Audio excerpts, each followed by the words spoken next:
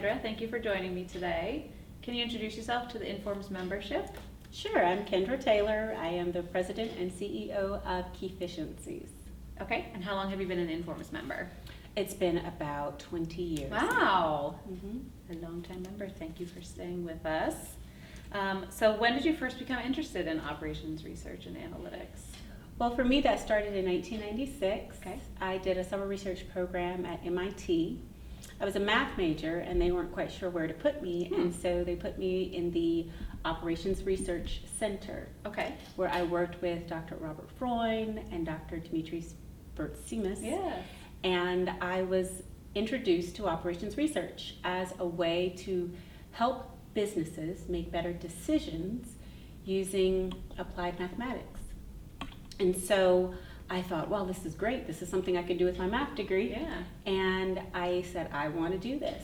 And so that was my initial introduction into operations research. Awesome. And I've been rocking with it ever since. Yeah, I was going to say, so that was the start and you never looked back, huh? So tell us about, it's a consultancy firm, correct? Yes. KEYfficiencies, and your journey to starting it. How did you get there? Sure. So I've been working as a consultant since I finished my PhD from Georgia Tech in 2005. Okay.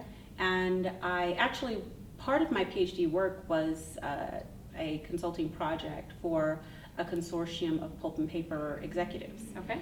that were looking to get in on the B2B .com exchange that was going on. And so I started working as a consultant during my graduate studies and then went into full-time work for a management consulting firm, Booz Allen Hamilton. And I thought, you know, one day maybe I'll do this. And I got a lot of experience with business development from my time at Booz Allen and then on to CH2M Hill and AECom.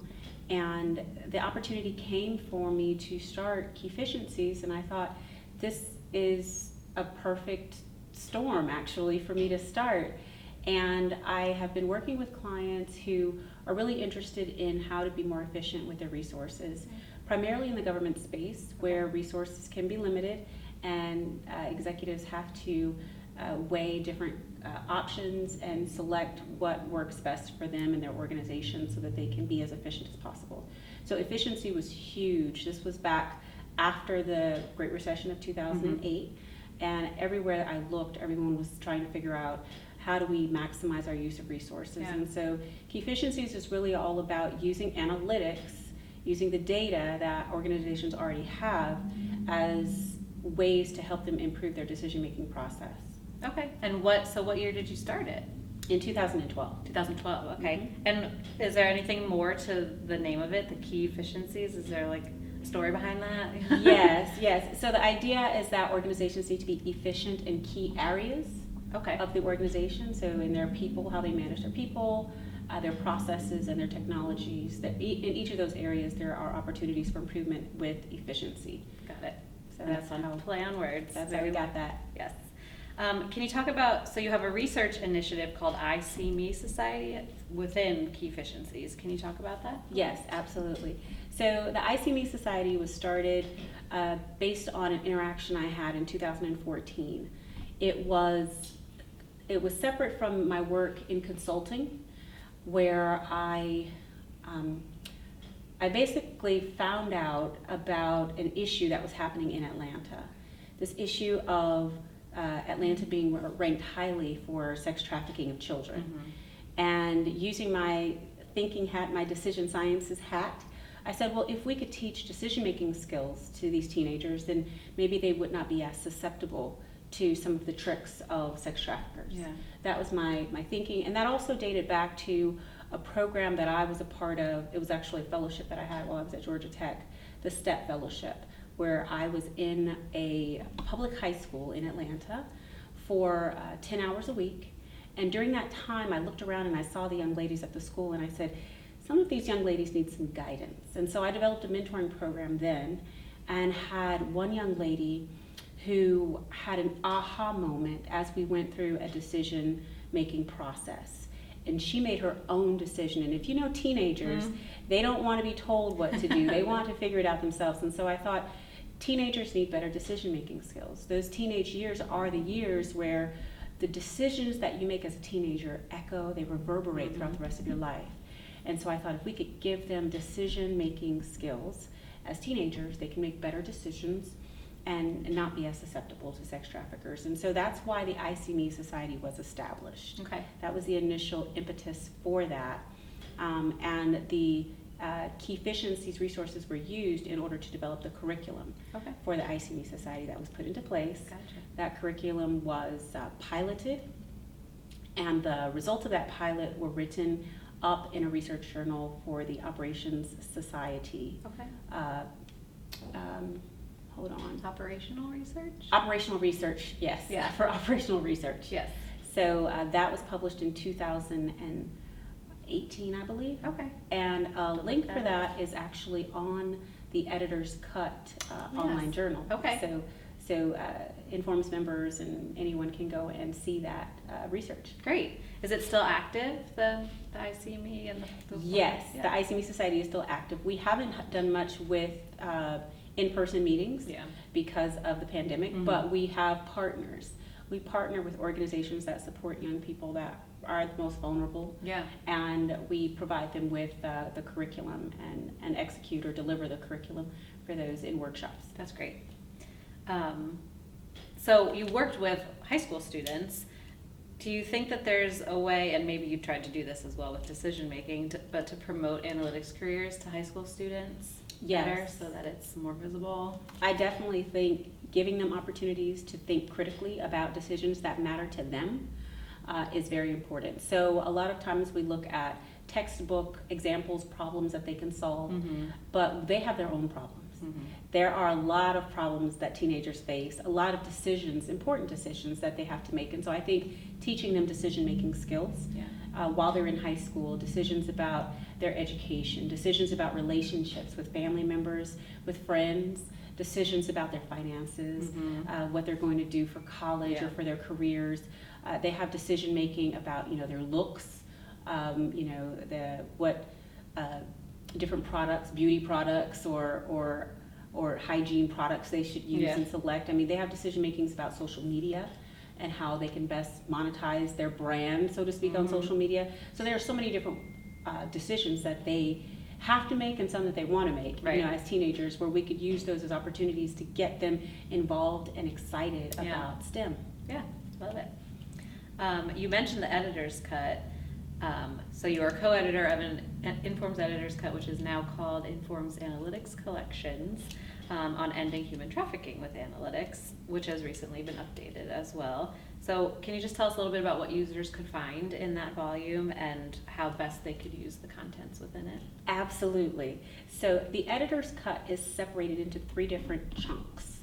The Analytics Collection has, the first chunk is about just general information about human trafficking, from reports, from research, government findings, just as to give those who come to the website an overall idea of the issues.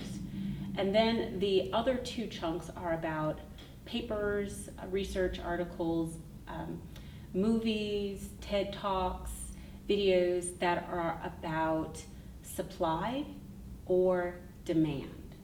So when you talk about trafficking, and it started for me with sex trafficking, there's labor trafficking and there's sex trafficking. So with sex trafficking, it started with looking at it as who is supplying and who is buying, who is demanding.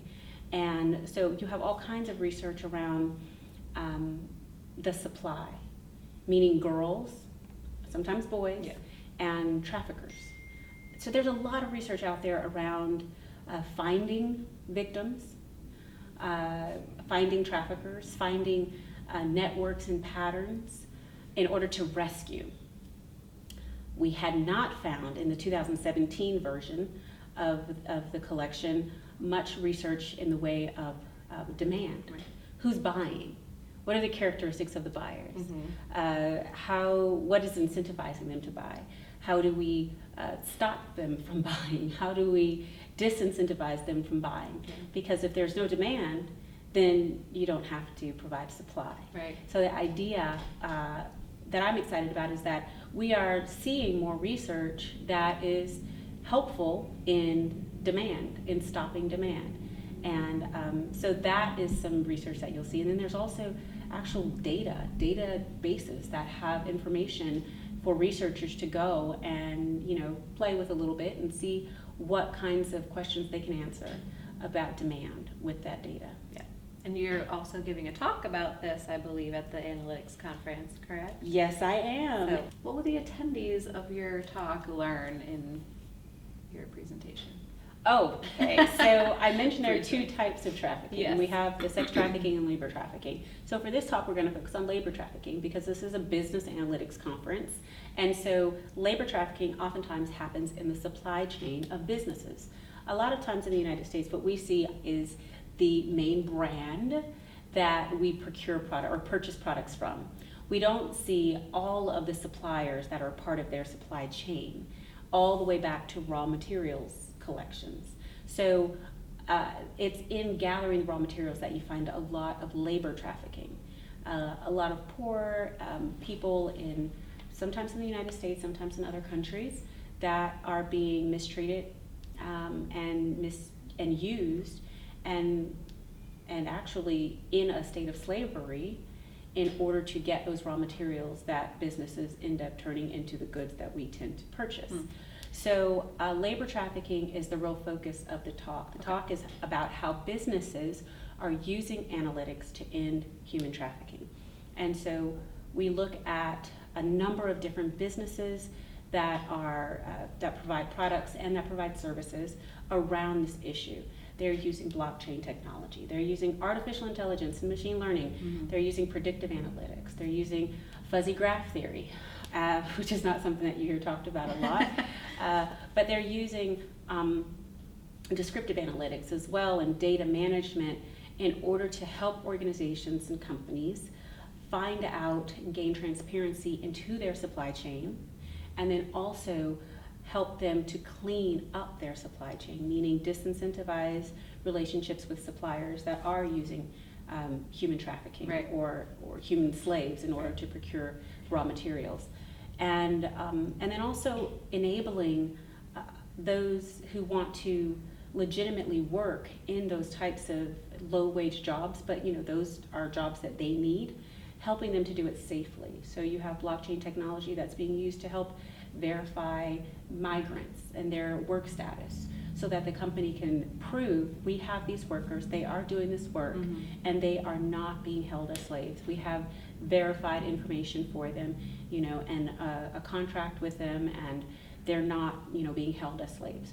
So blockchain technology is being helpful and used for that. So anyway, in the talk, I'm going to be talking about a lot of this. Yes. You're getting it all away right now. Luckily, this will come out afterwards. Okay. Hopefully everyone will already see it. You are very active in Informs, especially recently. You have been on the Edelman Award Committee, also the Advocacy Governance Committee. So can you talk about your experience with these and why volunteering is so important? Sure. I think that a lot of my colleagues in Informs are superstars. I think they're amazing and I enjoy working with them. I also am serving on the Pro Bono Analytics Committee, and I love the idea of us coming together outside of our normal work environments in order to use our powers for good, so to speak. Yeah. So with the Edelman Committee, that is a committee where I'm really honored to serve on that committee because we get to see the best of the best in terms of applications, mm-hmm, of analytics to solving business problems, which is what got me into operations research to begin with.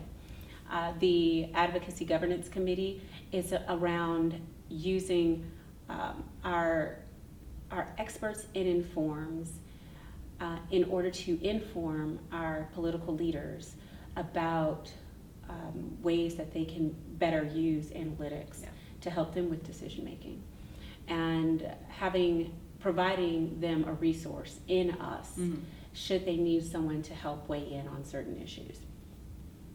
And with the Pro Bono Analytics Committee, I'm excited about that committee because I served as a project manager for a pro bono analytics project with a nonprofit, and now I'm having an opportunity to be on the other side where I help to scope new projects Okay. for other members of our volunteer Right. community to work on. Yeah, and then do you pair them as well? Do you? Yes, so after you- we create the scope, Mhm. and then the committee puts it out for volunteers, a Okay. call for volunteers. Yeah. We get the volunteers, we look at their resumes, and we try to figure out who would be a good Yeah. team to assemble, to put together for this particular nonprofit organization.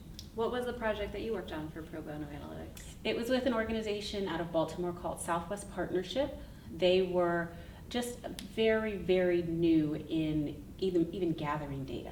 I mean, working with Microsoft Excel worksheets or spreadsheets, and they had a number of partners in the community that were looking to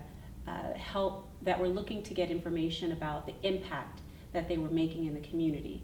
And so what we did was we worked with them to help them transition from Microsoft Excel spreadsheets to a new platform that they had already invested and procured. Okay. So they needed to be accountable to their investors, Yeah. the grant-making organizations, to show them that they were putting that money to good use. And so that's why we helped them with transitioning their data into that new system. Cool. Mhm. So what has been your favorite Informs experience so far? You've had a lot of them. You're very active. Can you pick one?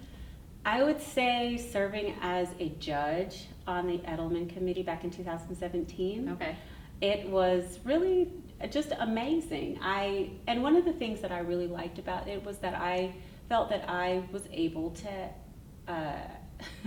ask good questions based on my experience, that it just helped to show that I had some offerings, some value to Right. give. Even though, we're talking, like I said, about the best of the best when it comes to Informs analytics applications. Yeah. And so just being able to ask good questions and provide the rest of the committee with information that was helping to select who our winner would be. So I think being a part of that, and then also working, I think, like I said, we have superstars in Informs, and working with them on consensus building in a decision-making capacity where you have the judges that have to select and Right. come to a decision. It's so much better than when you're not working with analytical individuals and trying to come to a consensus There you decision, So I learned so much Yeah. from my colleagues within Inform. So that's probably a highlight of my experience. Who was in the winner Inform. that year? Do you remember? The winner that year was Holiday Retirement. Oh, yes. Okay. Mhm. Did you choose them? Well, we had to come to it's a consensus. You're right. Okay, Yeah. so you did. Everyone chose them.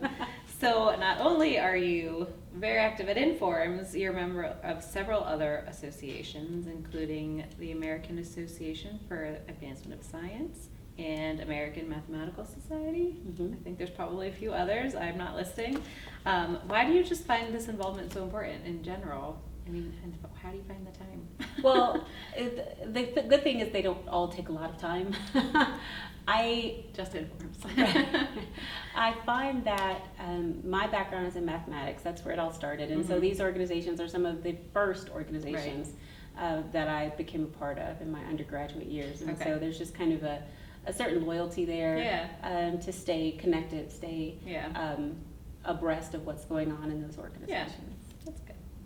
So when you aren't attempting to end human trafficking or preparing youth for their major life decisions, what do you like to do for fun? For fun, Yeah. spend time with family, Yeah. travel, try to read as much as I can. Yeah, it's tough. It is. Yes. Are you still in the Atlanta area? I am, Yeah. yes. Where have you traveled recently? Anywhere besides Houston? Salt Lake City. Okay. Yes. I've never been. Salt Lake City, it's beautiful. Nice. And I went to South by Southwest Okay. this year in Austin. Cool. That was great. Yeah. Collected a few NFTs. Got to be part of a real-time blockchain. Wow. And just networked with some wonderful, wonderful entrepreneurs and superstars. Nice. Mhm. And have you read anything good? You said you like to read. I do like to read. Let's see. Favorite book recently? Recently, Let's see. Favorite book of all time? That's a good question. Let me think. Calling you out. You said you like to read. I think, well, right now what I'm trying to catch up on is the Bible. Oh, okay. I'm reading. I found a version of the Bible. It's only the New Testament. It's 4 translations in parallel. So you read the same chapter Wow. 4 times in 4 different translations. I could talk about a good show I watched. Yes. I binged on. That was really a good show. Let's do that. What did you like to binge recently? TV. So binging, I binged on. It's actually an old show. I'm probably just. I'm behind the times on my binge watching, but I did Well, you're watch. very busy volunteering, so we'll give you a pass. Yeah, I did watch the show called The Good Place on Netflix. Oh yeah. That's a good one. It was good. Yeah. It was hilarious. It's a good very funny. So And I don't know if you've seen Ted Danson's now in Mr. Mayor. Oh, Very funny. Mr. Mayor. Yeah. Okay, I good like to that know. If you like Ted Danson. Good to know. If you could have dinner with a famous person, dead or alive, Mhm. who would it be? I would probably say Jesus Christ. Okay. We're staying on Because theme. he talked in parables. He was a very analytical thinker. Okay. And so he'd probably have some good stuff to say Yeah. that would keep me thinking for a Great. little while. That'd be a good conversation. Okay, last question. You're on a desert island. Mhm. What 3 things do you bring with you? 3 things I bring. Yes. Number I guess this is assuming you you're going to be on a desert island. Okay. So I would bring music. I would bring a solar power generator to Okay. keep my Yes. music going. Okay. And I would bring some way to stay connected to loved ones. So if that's a phone or a video conference chat device of some sort. And your generator will keep that powered too? Yes, it would keep it powered. Perfect. That's all I have for you. Thanks today. for the question. Thank you so much. It was fun. It was.